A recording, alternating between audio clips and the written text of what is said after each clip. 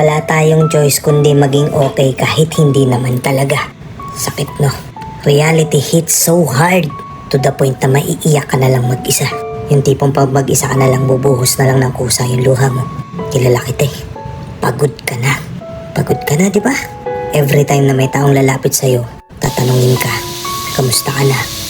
Okay lang, okay lang. Okay lang ako. Pero in reality, hindi talaga.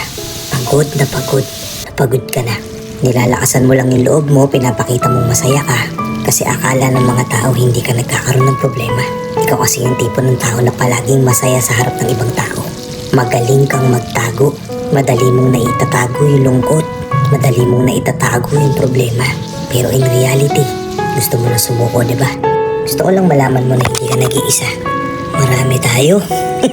Isang malaking cheers naman dyan sa mga laban na ipinanalo natin na tayo lang nakakaalam.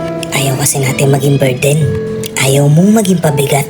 Ayaw mong isipin ng mga tao na mahina ka. Ayaw mong isipin ng mga tao na hindi mo kaya. Kaya oo, diba, pinipilit mo lang naman maging okay. Kahit pagod na pagod ka na. Aminin mo. Totoo, diba?